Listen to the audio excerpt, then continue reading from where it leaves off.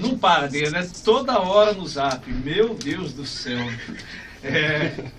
Queridos, o debate de hoje, na realidade, é um debate esclarecedor, porque estamos recebendo aqui juiz, estamos recebendo aqui advogados, contador, justamente para esclarecer a Igreja de Cristo, para esclarecer dirigentes de igrejas e pastores com respeito ao tema de hoje, que o tema é o papel dos dirigentes de igreja quanto organização religiosa.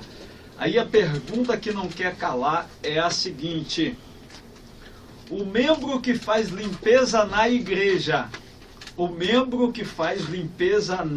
igreja, e não recebe nada, faz por amor, mas um belo dia ele resolve sair dessa igreja e entra com um processo contra a igreja.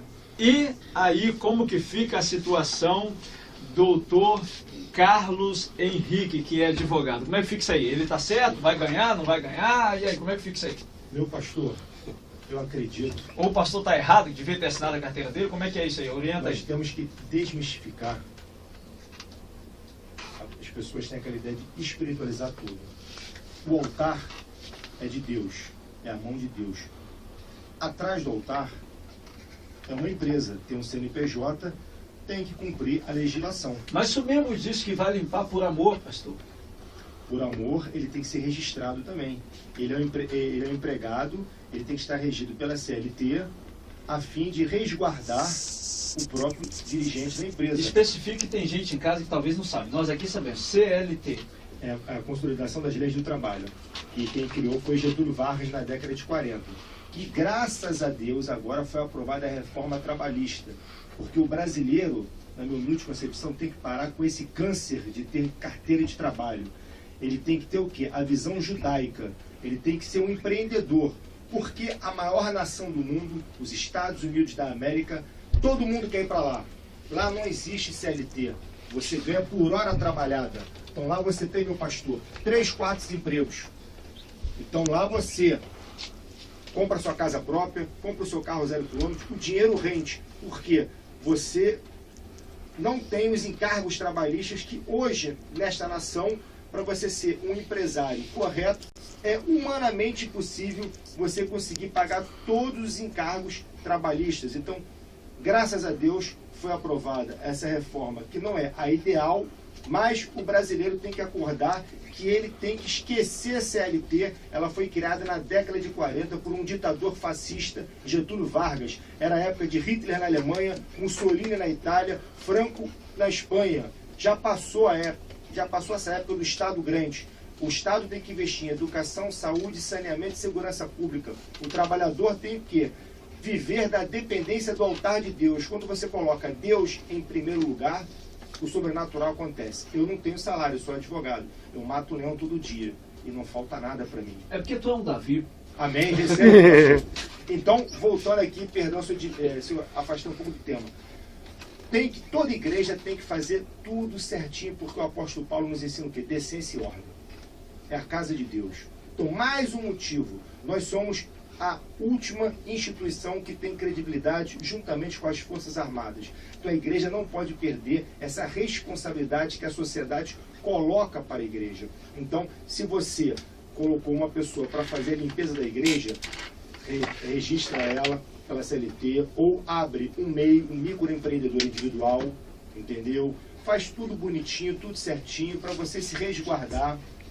É o ideal, é o correto e infelizmente muitas igrejas não fazem o correto. E depois o trabalhador ingressa na justiça, e aí vem os problemas todos, e a justiça vem sido favorável ao trabalhador. Então a igreja ela tem que acordar para essa responsabilidade dela, ela tem que fazer da maneira correta. Por isso, como o nosso diácono aqui, o contador, ele falou, hoje você abre em qualquer esquina uma igreja, tem que haver, como o pastor Tatal falou, antigamente você tinha uma metragem, uma legislação que determinava 800 metros, ou seja, você tem que ter sabedoria, tem que ter um chamado de Deus e fazer com decência e ordem, porque a palavra de Deus ela tem que ser pregada, sim, mas tem que haver responsabilidade, porque você está levando o nome de Deus para as pessoas. Então, para você que é pastor presidente, que está nos ouvindo agora, escute uma coisa. Essa é uma história que aconteceu. O apresentador de qual estado? Eu sou capixaba. Eu moro aqui no Rio de Janeiro, mas eu nasci no estado do Espírito Santo, minha família é de lá.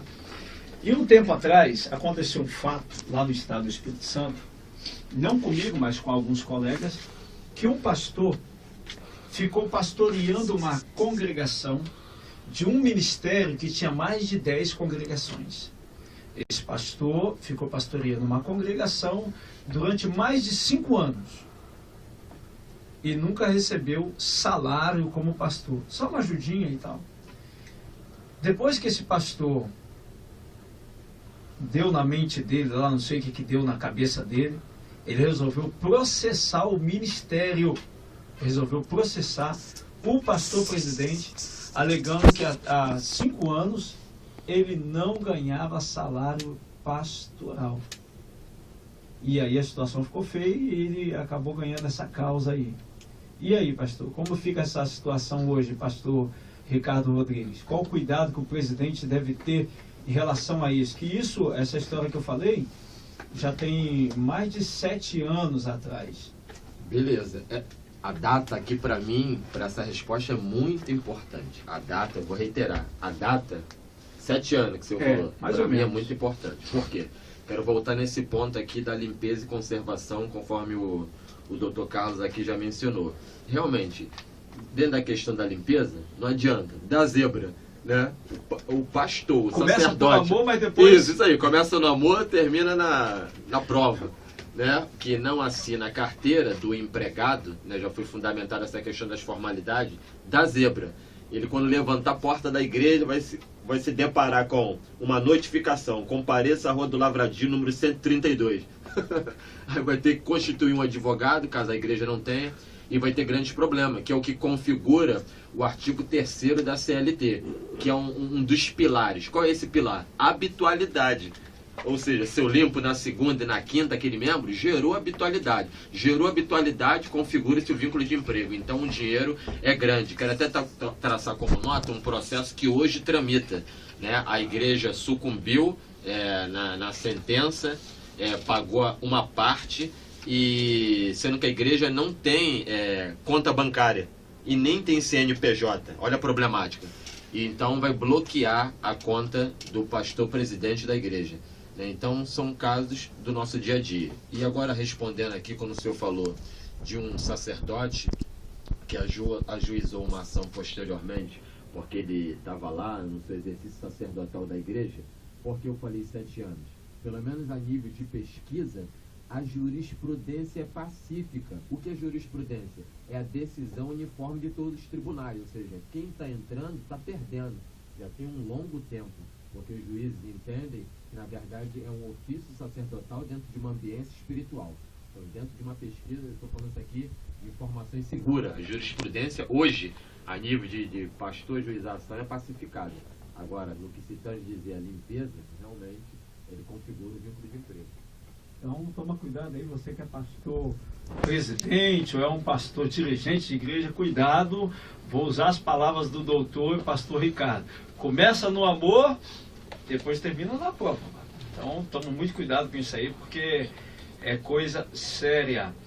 Agora, hoje, nos nossos dias, tem muitas pessoas que saem de igrejas, né, de denominações, alegando uma coisa, outros alegando outra, e as maiores alegações que nós vemos hoje é pessoas saindo dizendo o seguinte: o pastor pede muito dinheiro, eu vou sair que o pastor pede muito dinheiro. E muitos deles, muitas dessas pessoas, se ela sair de uma igreja dessa, ela pode ajuizar o pastor, a igreja, e rever o dízimo que ela já entregou? Ela pode fazer isso? Ela pode rever o dízimo, as ofertas dela? E será que ela ganha essa causa? Qual orientação o senhor tem aí, o diácono Ricardo? O doutor Carlos Tatal. E aí, doutor? Pode falar, pastor Carlos Henrique. Meu pastor, no direito, tudo é possível. Tudo é possível. Tudo é possível. Só que o cristão, ele tem que entender que nós somos mordomos. O nosso Deus é o dono do ouro e da prata. Ele apenas determina, a única área que nós podemos desafiar a Deus é na área do dinheiro. Por quê? O nosso adversário, está lá em Ezequiel 28, ele era o quê? Auferidor de medidas. Ou seja, ele controlava o cash, as oferendas. Então, o dinheiro é o grande mal da humanidade. Isso é fato notório. Mal e bem também, né? Que sem ele Isso. também não tem como E causa comprar nada, pagar nada. as desavenças perante os homens. As guerras, tudo por, todas as guerras são o quê? Por cash, por problemas econômicos. A Segunda Guerra Mundial foi o quê? A Alemanha queria o quê? O espaço vital, e ela precisava o quê? De recursos para poder alimentar a nação alemã. E assim vai sucessivamente. Então, o verdadeiro cristão tem maturidade, ele vai entender que ele não está devolvendo o dízimo ou ofertando para a igreja A, B e C, ele está entregando ao altar de Deus. E quando ele faz isso, na minha humilde concepção, meu pastor, não importa o que o dirigente está fazendo com o valor que está sendo colocado ali. Se ele não agir com decência e ordem, ele vai prestar conta com Deus. Eu não gostaria de estar na presença dele quando ele for prestar conta. Porém, algumas ovelhas que não são maduras na fé, elas podem, algumas campanhas, algumas denominações neopentecostais, elas têm algumas estratégias para poder se motivar o povo a fazer as campanhas. E aí a pessoa, num ato de euforia, ela vai na emoção e coloca um valor que ela está acima das suas reais possibilidades. E depois ela se arrepende, ela pode ingressar assim na justiça, mas aí vai depender do princípio do livre convencimento do magistrado. Ele pode entender a favor ou contra.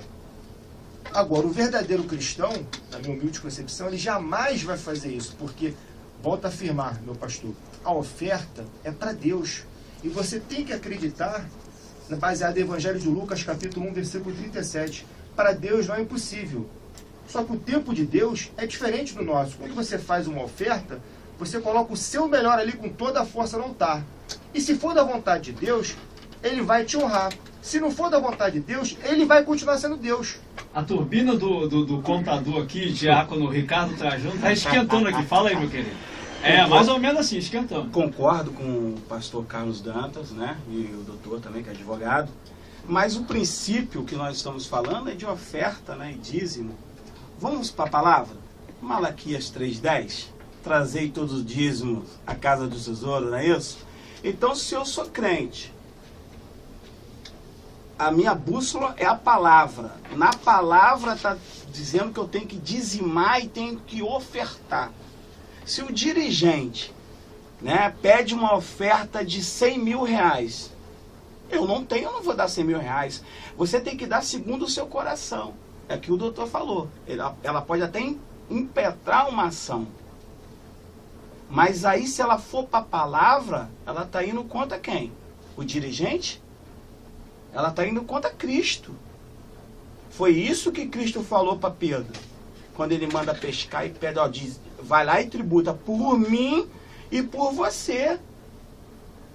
É a palavra, gente. Nós estamos falando aqui, esse debate, nós estamos ensinando o caminho de honestidade. Mas se ele der esse valor, ele pode rever na justiça o valor.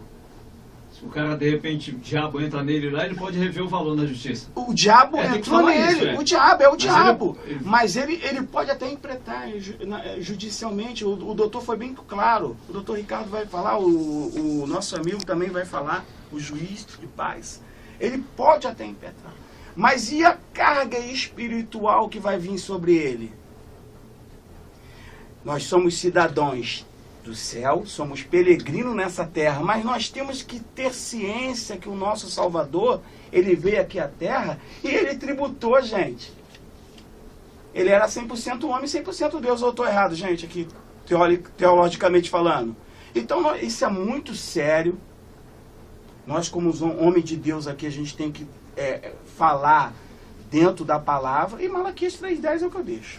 Mas, doutor Carlos Tatal, Se um filho pegar um bem do pai, vender para ofertar na igreja, esse pai ele pode entrar em ação contra a igreja para rever esse valor?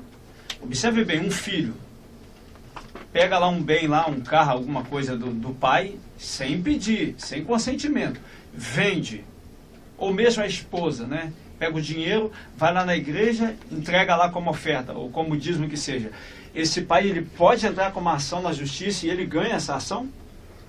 Em primeiro lugar, eu quero parabenizar os novos companheiros, né? Por esse... Tá esquentando a turbina, né? é isso aí. Tá esquentando. Eu quero dizer o seguinte, né? Eu vejo aí dois caminhos. Primeiro, eu vejo o caminho da apropriação indébita, né? Se ele se apropriou de algo que não era dele. Mas era do pai. Era do pai, justo. Não tem muito o que falar, mas é uma apropriação indébita. Ele se apropriou daquele bem e ofertou, né, lá a igreja lá. Eu acredito, como o nosso doutor falou com muita pertinência, Doutor né? Carlos Henrique. Doutor Carlos Henrique falou com muita pertinência. Eu acho que, à luz do direito, tudo é possível. Eu acredito que ele tem condição de rever esse bem na justiça, né, tendo em vista que esse bem foi adquirido de uma maneira ilícita. Eu, no meu ver, foi de uma maneira ilícita. Se eu pego algo que não me pertence e vou fazer uma caridade, ou vou ajudar alguém, né, com algo que não me pertence, Mas o pastor não sabia, doutor. O pastor não sabia que o filho, um exemplo, né? Não, o pastor está no princípio da boa-fé. O pastor, ele no princípio da boa-fé, a lei, ela afasta, né, a culpabilidade, né, dentro do princípio da boa-fé. A lei afasta, mas é aquela questão, né? E a parte que foi lesada? E a parte que foi lesada? Ela pode ver o seu direito, né, o seu direito na justiça. Ela tem todo então pode rever os direitos na justiça. Pode rever os seus direitos na justiça, com certeza. Agora, doutor Ricardo Rodrigues, o senhor que é advogado, aqui nós estamos privilegiados por advogados, doutores aqui, homens que entendem da lei de Deus e da lei dos homens. Doutor Ricardo Rodrigues, um pastor presidente pode estipular o seu próprio salário? Ele mesmo pode, não, eu quero receber X, pronto, vou receber X valor.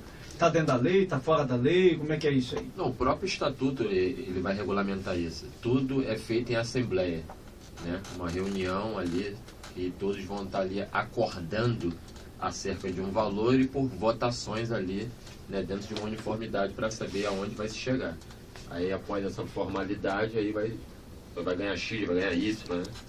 E o sacerdote, isso diga-se de passagem dele, de muito tempo, ele não mexe com dinheiro. Isso aqui tem que ficar claro para quem ouviu tá aí, quem é pastor, dirigente de congregação, repete de novo aí. O sacerdote não mexe com dinheiro. É muito sério isso aí, é muito sério. Né? Via de regra, o pastor prega a palavra. Né? Na hora das ofertas, geralmente igreja de pequeno porte ou médio, são 2 tesoureiros que fazem a conferência. Né? Então está esclarecido aí para você que está em casa ouvindo aí, hein? Está esclarecido referente a isso, ao salário do pastor. Só que o doutor Ricardo falou que tudo tem que passar por uma assembleia, uma reunião com os membros ali. Aí tem aquela questão que tem que ter 50% mais um. Ok. Agora, a pergunta é a seguinte, que talvez algum pastor em casa esteja com essa dúvida e vai ser esclarecida agora. É 50% mais um. Mas se não tiver esses 50% mais um, tiver 45%, tiver 40%, e aí? O presidente tem autonomia pelo estatuto, pela documentação de bater o martelo? Fala aí, doutor Carlos Henrique. Meu pastor, aí a importância do cartório eclesiástico. Por quê? Opa! Esse é a grande visão que Deus deu para o nosso pastor aqui, Tatal, ao criar esse cartório eclesiástico, que as igrejas agora elas estão acordando para essa responsabilidade. Ou seja, todos os atos das igrejas devem ser registrados no cartório. E se há o cartório eclesiástico, há uma assembleia. A assembleia nomeou o pastor presidente, o vice-presidente, o tesoureiro, o diretor. Registra-se tudo isso no cartório. Se porventura não há a maioria, 50% mais um, ele não pode validar esses atos. ele vai ter o que equacionar, fazer uma nova assembleia e vai registrar tudo isso em cartório, porque amanhã um irmãozinho abençoado, se for reivindicar, questionar, ele não, o pastor vai falar pela ordem, está registrado lá no cartório eclesiástico do bairro tal, ata tal, livro tal, aqui o documento. O documento é público, você vai lá, tira uma certidão, aí a importância do cartório eclesiástico. Então todas as igrejas devem ficar atenadas. Depois o pastor Carlos Tatal, ele vai explicar como é que funciona o cartório eclesiástico, que é de fundamental importância para a igreja hoje, porque nós já somos a maioria desse país. Então as igrejas têm que trabalhar com decência e ordem, como a palavra de Deus nos ensina. Tem que acabar essa bagunça que lamentavelmente hoje acontece em várias denominações. Tem que fazer a ata, registrar a ata no cartório eclesiástico, todos os atos, como determina a lei, como determina o nosso Código Civil. Então, se não tem a maioria mais um, não há validade nesses atos. Por isso, meu pastor, eu gosto muito, eu aceitei Jesus há 17 anos atrás, na primeira igreja batista, Barão da Taquara. Mas eu era um batista pentecostal, batizado no Espírito Santo, e o batista, lamentavelmente, não acredita nos dons. Mas a igreja batista, a nível de organização, dá de 10-0 em qualquer outra denominação. Tudo lá é assembleia. E, na minha humilde concepção, o modelo lá é o mais adequado. Ou seja, como o pastor Ricardo falou, pastor lá é para apacentar as ovelhas. O pastor, ele é um funcionário. Ele tem a carteira dele assinada, a igreja batista, ela paga o aluguel ou financia a casa própria, plano de saúde para o pastor, escola para os filhos, carro, ou dá toda a estrutura que um pastor ele tem que se preocupar com as ovelhas. Então, quando o pastor na igreja batista, metodista, na presbiteriana, ele vai preparar uma palavra, emolia, ele demora um mês para preparar aquele estudo de domingo.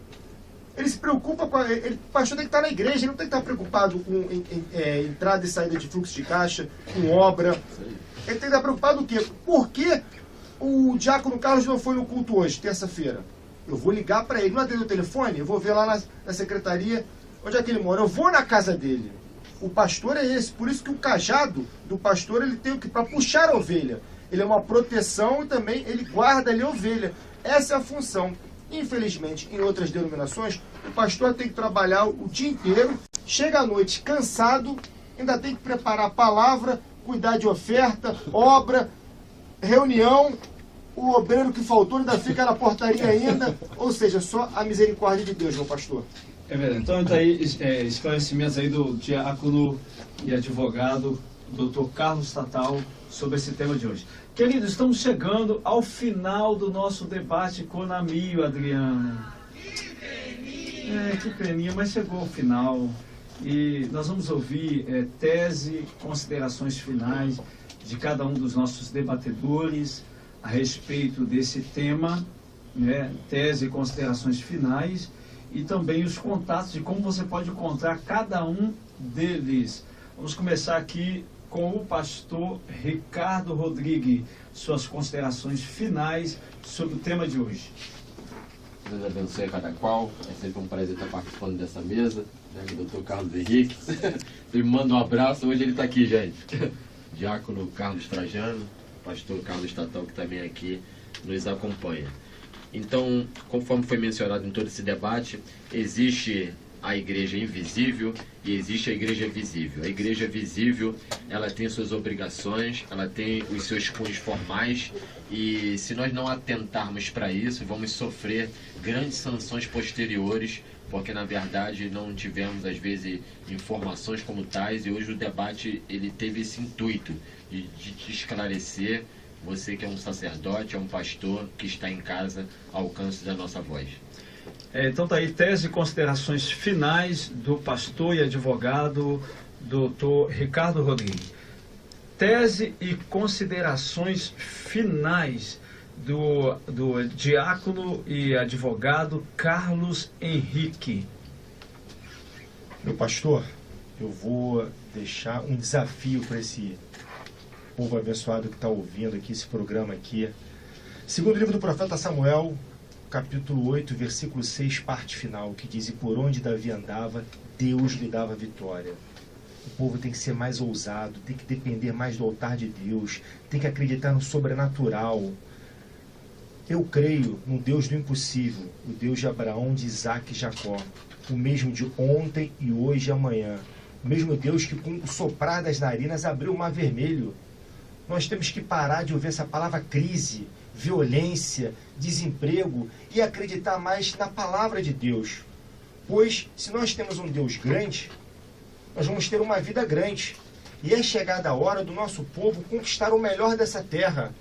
Porque o Evangelho de João, capítulo 10, versículo 10, fala o que? O inimigo veio para matar, roubar e destruir. Mas Jesus veio para que tenha vida em abundância, plenitude. E este é o ano da plenitude.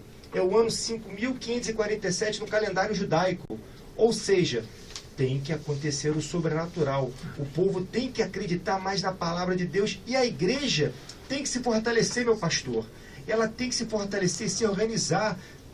O cartório eclesiástico, essa visão que Deus deu para o nosso pastor aqui, a igreja tem que abraçar, não importa a denominação, ela tem que abraçar essa visão para ela poder começar a registrar todos os seus atos e, claro, volto a afirmar, desde que o mundo é mundo, sempre você tinha um rei e um sacerdote ali. Então nós temos que colocar na nossa política, meu pastor, homens e mulheres temente a Deus para mudarmos esse país. Então, em tese, considerações finais do Dr. Carlos Henrique. Rapidamente, como faz para te encontrar, Dr. Carlos Henrique? Quer oferecer, falar aí teu endereço, o zap, rede social? Fala aí. Meu amado pastor, 24 horas no ar, 964-92-5656. Povo de Deus, 24 horas no ar. Pode mandar o zap, 964-92-5656. Shalom, Adonai! Esse é o diácono Carlos Henrique. Tese e considerações finais do diácono, contador Ricardo Trajano. Graça e paz, foi um prazer inenarrável estar nessa mesa maravilhosa de doutores, de homens de Deus. Para ratificar a minha palavra inicial, eu deixo Romanos 13, 6 e 7, onde um dos maiores seguidores pós-Jesus Cristo, o apóstolo Paulo, ele ratifica o que Jesus Cristo fez. Deixo aqui também os meus contatos do Grupo Domini, Avenida Bruxelas, 185, quarto andar, Bom Sucesso. O seguinte telefone, 2290-5248. Repete de novo. 2290-5248, ou então através do nosso site, www.grupodomini.com. Será um prazer receber os pastores que queira abrir igreja, que queira legalizar a sua igreja. Nós estamos ali pronto a atender. Boa noite e paz de Cristo a todos. Esqueci. Meu aniversário da minha esposa agora é dia 27 de setembro. Se eu deixo de falar, eu chego em casa. Manda um abraço para ela. Irmã Cláudia Alcântara, Deus te abençoe, minha querida. Daqui a pouquinho eu estou em casa para jantarmos junto. Um beijo no seu coração, menina. Meu Deus! Ela vai estar esperando para fazer festa. Deus abençoe, diácono Ricardo Trajano. Tese e considerações finais do Dr. Carlos Tatal, logo após, antes de terminarmos o programa, o Dr. Carlos Tatal vai falar a respeito do cartório eclesiástico. Sobre o tema do debate, tese e considerações finais do Dr. Carlos Tatal. A paz do Senhor para os irmãos mais uma vez. Foi um prazer, participar dessa seleta mesa, com nossos amados irmãos, doutores, homens conceituados, e com conhecimentos da palavra de Deus. Eu quero deixar para os irmãos, em Romanos capítulo 12, versículo 2, a palavra de Deus diz: não vos conformeis com esse mundo, mas transformai-vos a vossa mente no que há em Cristo Jesus. Então eu quero dizer para os amados irmãos, que foi muito bom estar aqui, com os amados irmãos, diante desse tema importantíssimo, que é a administração. E eu quero dizer que nós precisamos descruzar os nossos braços, nós precisamos abraçar, como disse com muita prudência o nosso irmão aqui, o cartório eclesiástico, o primeiro cartório eclesiástico do Brasil. Hoje nós temos espalhado alguns cartórios no município do Rio e alguns municípios do estado também. Então eu quero deixar um abraço os ouvintes da Rádio Contemporânea e agradecer, né, o convite que foi me feito, que Deus continue abençoando rique e poderosamente o trabalho dos amados irmãos. Então, Deus abençoe o Dr. Carlos Natal. Queridos, chegamos ao final. Deus abençoe a sua vida, ouvinte, que ficou conosco, ligado no debate Conamio até esse momento. Se você quer enviar uma sugestão, uma pergunta para se tornar um debate, essa pergunta, é só você enviar para o nosso e-mail, o e-mail a letra C, conamio@gmail.com, conamio@gmail.com.